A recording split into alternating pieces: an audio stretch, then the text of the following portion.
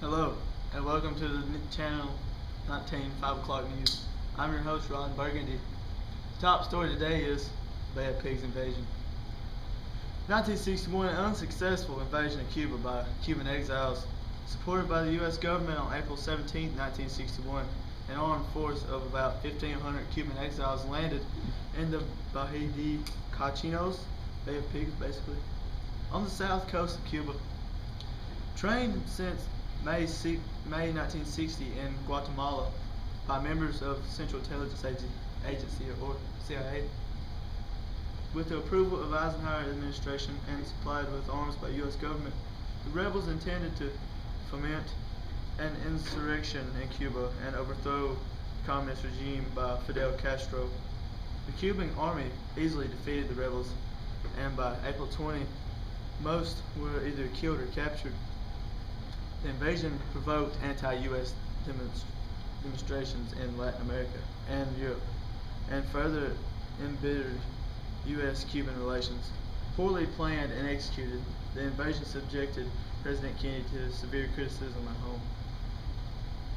Cuban exile leader Jose Miro Cardona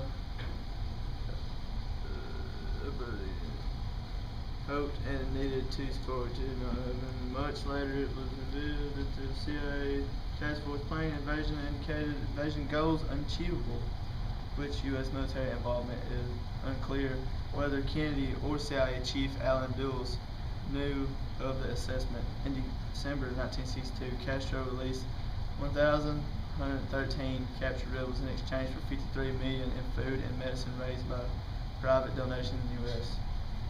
This is just terrible. In other news, today the 65th Boston Marathon was won by a young man, Eino Oskinen of Finland, in a time of 2 hours and 23 minutes. Here we're going to go to the weather with Nick Lyles. It was a beautiful day today in Birmingham, Alabama. There was a cool northeast breeze that made the 80-degree day seem a little cooler. There was a few clouds in the sky, but mostly a sunshiny day for the Birmingham area. Send it back to Ron Burgundy. Thanks, Nick, for the weather. Yeah! 7 Alabama National Guard pilots took off from Puerto Cabez, Nicaragua, in 6 World War II era B-26 bombers, headed to a marshy beach known as Playa Garron at the mouth of the Bay of Pigs.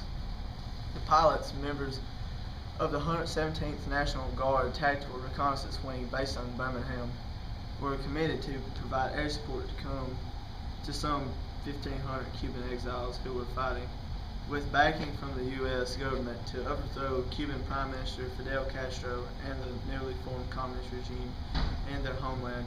Of the 7 Alabama pilots who went up, only 3 survived the final day of the Bay of Pigs invasion. And we're going to take a quick commercial break, then we'll be back with sports with Riley Coffee. Super pencils. Yeah!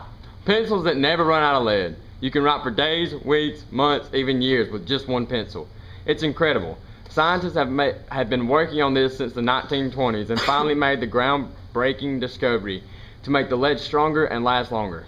One pencil, one lifetime. You, yes you, can own one of these pencils for a low payment of only $19.99. Whammy!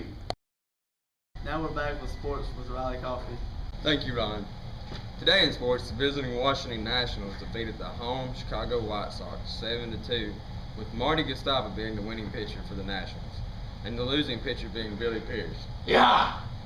The Detroit Tigers defeated the Cleveland Indians 5-2, with Tony Fox being the winning pitcher and Frank Funk being the loser.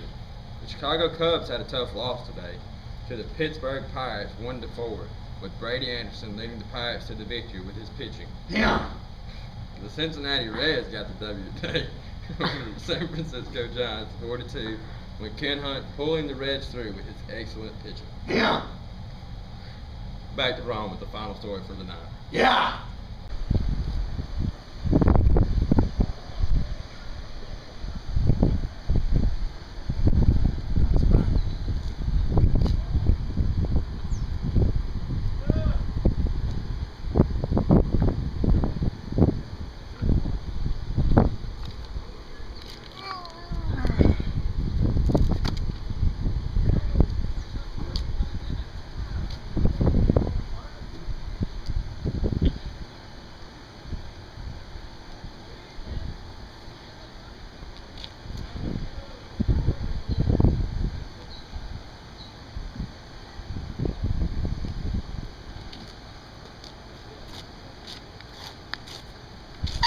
My turn? It's your turn. Let's go, Ron. Okay.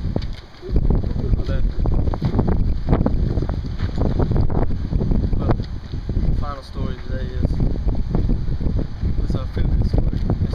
It touched my heart in so many ways possible. The final story tonight is about a young boy named Ronald King, which is pretty corny. Yeah, who got lost while on a hunt trip with his father, Jason King. Average name, you know. In the Bankhead National Forest Wednesday, and was found by a search and rescue team Saturday. He was there for a long time. In a cave, not too far from campgrounds. It was unharmed. Wait a minute. If it was not too far from campgrounds, why didn't he just run back to the campground? He should have walked this trail and went back to the campground. So that was bad. Anyways, he was unharmed, but a little shaken from his experience. I don't understand how he was shaken unless the little lump grabbed him.